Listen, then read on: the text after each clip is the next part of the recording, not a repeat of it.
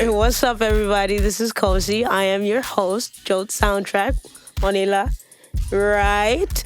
And right now I'm with Jason, JC Fresh, the finesse of the three. Oh, finesse. Finesse Mons. Yo, finesse Mons. Any other adjectives? I mean, B-boy, performer, Artist. I sew my own clothes. culinary I artist. cook. Yeah. He does it all. I dabble in a bit of everything. So. Yeah. Right. Yeah. Okay, Jason. JC Fresh, excuse me. Call him by his Govey. I'd like to start by just being like, first of all, how you doing? You good? I'm good. Yeah. It was a long trek, but Yeah. I made it. Right. When did you get in? I mean, I got here on Wednesday, but like... You mean to get up here? Yeah, to get up here. We're up there. Yeah. We're up there. I like to start by asking about Joat. You know, like, when was the first time you heard about Joat? Something memorable? This last edition was our first time adding breaking. Like, what have you heard? What did you like? Actually, the first time I heard about Joat was... No, not heard, but like I saw a video of like Walid in a stadium. So that video blew up and was like, yo, this is sick. Interesting. And the fact that it's like all concept, not so much like, a straightforward like one-on-one battle. It's like there's a certain concept within each round, which I like just because it gives you the kind of like the space to like kind of like experiment and not so much like battle head on. It's what can you do with these like limitations or like concept? Absolutely. I think that's something that all of the dancers I've spoken to today who were part of the last edition were saying, how like the concept allowed them to dance a lot more like themselves rather than the concept taking over and all of a sudden you're dancing like Flail. Yeah. You know what I mean? It is called Do the Flail, but it's more so that you can come out, right? Yeah. So yeah, cool. Yeah. Wow, Walid. I can't remember what clip that would be. Or actually connects as well. Okay. Oh man, I was there live and direct. His judge showcase. With this shoe trick, mind blown. Like, what are we talking about? Look at that cultural moments coming out of Joat and Joat camp. Yeah, I remember that one in the swimming pool. Yeah. Crazy. I don't know if you ever went to that venue, but... No, I don't think so, but iconic. That one was crazy. Iconic. So, kind of following through with that, let's talk about the venue, Club Soda, being on a raised platform and breaking up there. It was fun, but at the same time, it was scary. It was scary. Like, it's, breakers, we dance on, like, flat on the floor, yeah. When there's stage around, you have to think about, like, the moves that you do and just, like, oh, shit. Will I fall out? Yeah, will I fall out? And that kind of stuff. Which we saw happen. I'm not going to talk about it. Right. You know who you are. I love you, bro. Damn. Yeah, no, he knows. Cool. I mean, I can imagine that with the physicality of breaking, it's very scary not be aware of the surrounding. Yeah. Right? But, I mean, y'all got it. Yeah. Y'all got it. You work with what you have, so. Yeah, exactly. Exactly. So I want to talk about...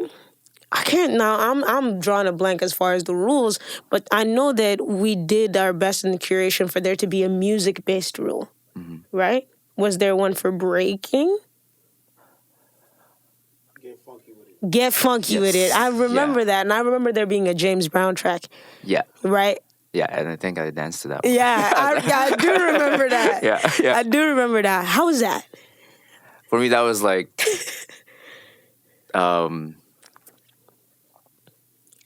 like hearing funk breaks in a jam, it's not often, right? So everything now, it's like, typical Red Bull music, whatever, for breaking, specifically for breaking. Right. And it's like, it's so fast that it's like, you can't really enjoy the music.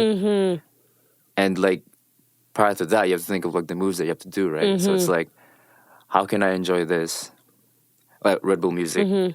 How can I enjoy that while, like, still, like, performing as best as you can.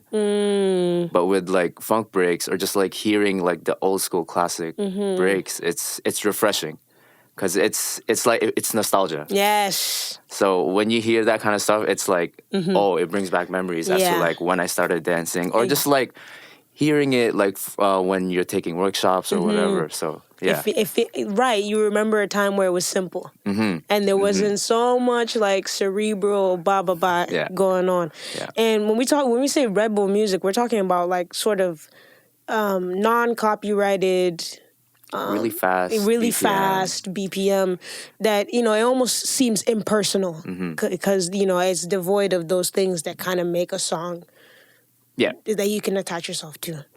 But yeah, I feel that. yeah, I feel that with Mass, I spoke about sort of the lack of lyrics in the Yeah. music that we hear at breaking events. And I wondered, because, I asked him the same question. I asked, does it affect you? Is it something that you think about? And, for him, it was inconsequential. And I wonder for you, like, what does that look like? For me, when I dance, lyrics is a big part. Just because like understanding the language or like just the whole song makes a difference, right? Like people that have like language barriers, of course, like I would get it. Like they won't get it. That's why they'd have to resolve to like listening to the beat or the Right. rhythm. But like with lyrics, it really brings out the music. In my opinion, it's like, oh, how can I make this song come to life? Not doing so much like really crazy move. It's just like the simplicity of your movement can bring out the music so much more. There's something about lyrics that, allow a dancer to be present. Because, like you said, there's so much going on. Like we've said, there's so much going on in a moment, in a battle. But I'm always looking for the, as a spectator, to watch someone be, reckoning with all of that, trying to be composed, pressure, blah, blah, blah, up on a stage. Everyone's looking at you, but still have the wherewithal to do something like, come on. Just something small like that. Yeah. I'm like, all right, you're here with me. There's a relatability. Yeah. Right? So, yeah, I feel like lyrics, and I'm thinking in a hip-hop and rap sense. Yeah. I'm thinking the Busta Rhymes, the Mos Defs, the Method Mans. There's something about it that's so... Impactful. Are you interviewing me? Am I interviewing you? Hey, I don't know. I don't know. Right. But yes, absolutely. Impactful is the word, and intentional. All right. I had here... I wrote down something for each person. And under your... your little finesse, I wrote, the added value of understanding music as a breaker is clear. I can see that in you. I hear that you take the time. See, I don't see. I hear that you take the time to reckon with music. I know. I feel that it's like something that's important to you. So I want to ask you, when did you first start prioritizing music? Because breaking is so physically demanding.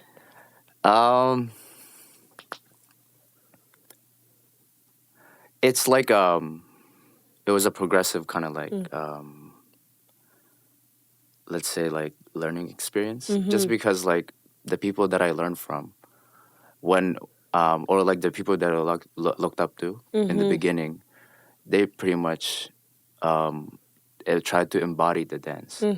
So like Crazy Smooth, yourself, and let's say Kid David back then, they really prioritize that over anything else, and just like letting yourself go. Because that for me in the beginning when I started breaking, it was tough. Huh? Like it's unimaginable. Because I was stiff as a rock. Like when I started dancing, I'm like this, right? And trying to two-step was like the hardest thing I could do. And actually, like one of the first teachers that had C from Ottawa. Shout out Christian. He taught me how to two-step and all of that, and then just letting us be free as to like when you hear this music, like what do you think about?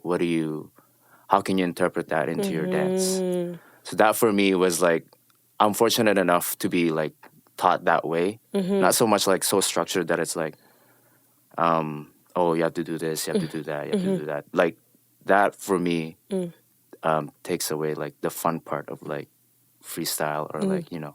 So yeah, like You would say, yeah, like people that I look up to, and then hanging out with you a lot more when I moved to Toronto yes, yes. back in 2019. Just like trying to understand like how the music was composed and how many instruments or just like the simple stuff. Yeah. Like how is it composed, how the story behind it as well, right? How did they come up with that sound or whatever? So Right. What it even goes as far as to what are they sampling? What era is it from? Like, what can we pull in this moment, right? Yeah, I remember many a conversation deep into the late hours of the night. yeah. Talking about, okay, and then this sample takes the amen break, but then it flip. Oh, we played that game. Yeah, we did play that game. What's that sample, you know? Yeah. But cool. Yeah. I want to talk about now, more like, what does it feel like having a track made specifically for you then? Right? I mean, it feels like I can't believe it. Yeah. It's like, damn, out of my movements. Yeah. It's like he made, shout out to Benny Lava, he made break beats out of my movements, which is super dope. And I had no expectations, right? So when I heard it, I was like, damn, that's dope. It's That's dope. It's interesting to see what people receive of you, right? Like, or like what they're taking from your dancing, because you know what you're feeling in the moment. But then when you hear that piece of music back, or even when someone says like, "Oh man, you made me feel like this," it's kind of like you have a moment where it's like, "Oh, that fits," or "Oh wow, that's far left of what actually I was feeling, but I can see how." Yeah. And you know, receiving, knowing you a little bit more and hearing the song, I'm like, okay, I can see how he would interpret that from Jason's movement. And it's also like, so the song is first made and then we dance to Yeah. it. So it's kind of crazy. It's like first, like we like The practice footage, yeah. footage. Yeah. We gave them footage and they made music. Yeah. So it's like the complete reverse, Yeah. which is super dope to think about, and it's just like interesting. Yeah. So it's like completely different as to it was not so much like getting inspiration from movements rather than like other things. So Yeah, the beauty of the whole project is that, you know, as dancers, we know that when we're receiving a piece of music, this person wasn't thinking about specifically us. They're just thinking about the general danceability of it. yeah. They might be expecting you to know, okay, this is the general vibe, blah blah blah, but they're not expecting you to know, oh, I pulled this and then reversed it and then da da da da. So to flip that process Crazy. and know exactly what it is this person is hearing or seeing when they're doing it is pretty cool. Yeah. Shout out Joat Sndtrk, you know? Shout out to our artistic director in the corner. just vibing. Okay, let's talk about maybe where you're from. What the music from there sounds like. Ooh. Yeah. Oh man. And like, how is there, do you see a crossover with hip hop and rap and what you listen to now, or is it completely compartmentalized for you? Actually, before like getting into hip hop or just breaking itself, I never listened to music. Really? Never. Okay, talk to us. Because some people, I think, will find this really... Just because, you know, like I'm very introverted. Before that, I played No ball. way.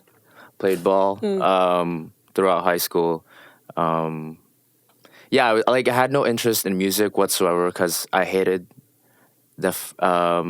I hated dance when I was a kid. Oh, wow. Because like back in the day when we were in the Philippines, so we would have reunions, and then oh my god, Force you to dance. our grandparents would make us do like a number. But that for me was like the worst part, just because every time I go on stage before, I'm like so anxious, panic attack all the way. It's like, oh no, I don't want to do this anymore. And then I start crying and stuff like that. Yeah. But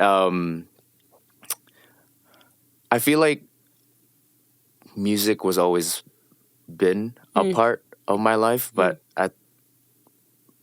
I've just started to really enjoy music now more than ever. Okay. Yeah. Yeah. Can you tell us a little bit about what you're listening to? moment? Yeah, a lot of recommendation from you. A lot of rap, Yeah. R&B. Okay. So it's like a bit of opposite. Yeah. I mean, Hard hitting it's also. range. It's range. We need it for Yeah. range, you know? But yeah, I find that our relationship with music, it doesn't, especially what we were listening to or what our parents were listening to, our older brothers. I know a little bit of that story for you. It that directly affects us in that we're like, oh, heck yeah, I want to listen to that, or nope, I don't want to touch it with Yeah. the 10-foot pole. I know that for myself, having so many older siblings, the influence was just, it was all over the place. What varied from Celine Dion, and my parents listening to ABBA, to like more culturally rooted stuff like Fela Kuti, or where, music from where I was from. Yeah. So from a young age, I'm already like, so much musical input. For me, it was we started with heavy metal, You're right. rock. Our uncles would play that out loud or like blast it on their stereo. And then my dad's favorite band was Guns N' Roses. So that kind of like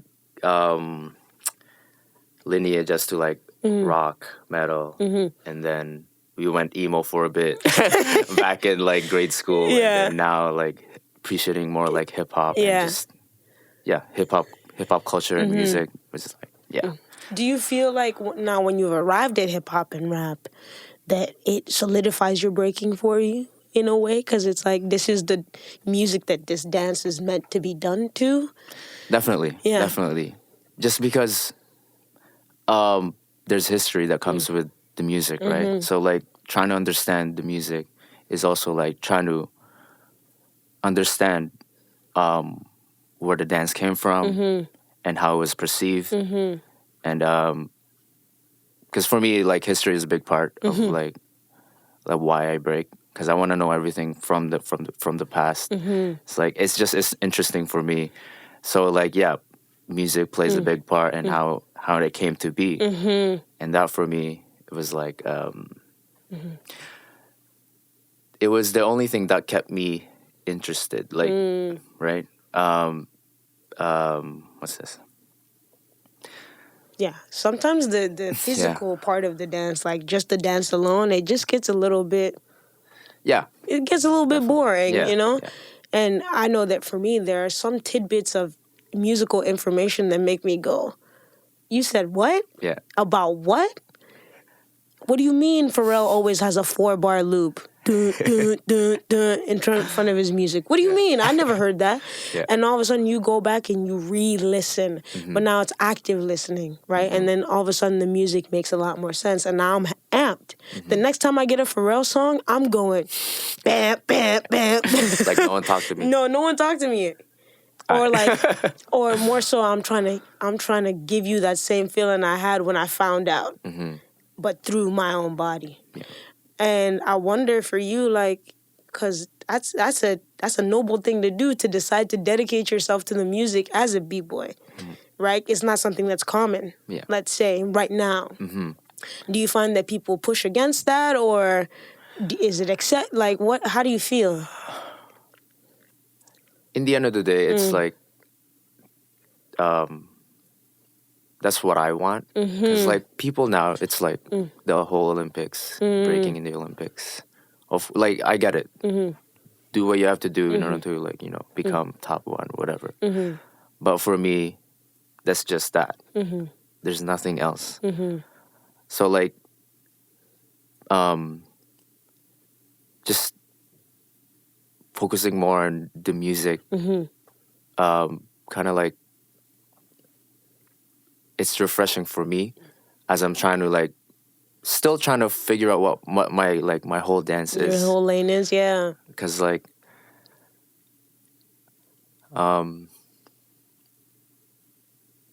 I still don't know what my end goal for dance, but I do know one thing.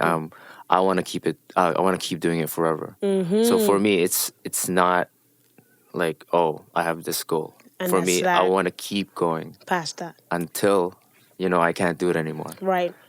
So yeah. Oh, that's beautiful. That's beautiful. Dang. Okay. Well, I know that I'm not the only one that thinks this, but you are definitely refreshing in terms of like your approach and the way that the energy you bring to each room, you know, and it's rare to see that because it's intentional. You know, it's these things that you're talking about that shine through in your movement, and I'm looking forward to seeing what comes of it, what comes of you. Final words, comments, anything we can look forward to. I know that you have a show. Oh yeah. I don't know when this comes out, but B-Boyism.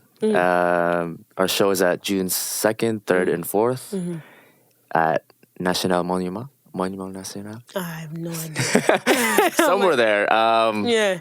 But yeah, I would like just to give a shout out to my crew, Unknown Floor Force, my brothers, my family, my mom. Hi, Mom. Shout out to Mom. And yeah, B-Boyism, they've taught me so much. And just the people around me. Big love. Yo, that right there shows you the caliber of the dancer and the caliber of the person. Always naming, always giving, and pushing it back to the people that gave it to us. Thank you so much. This has been Joat Sndtrk. I'm your host. And from myself and JC Fresh, peace. Peace.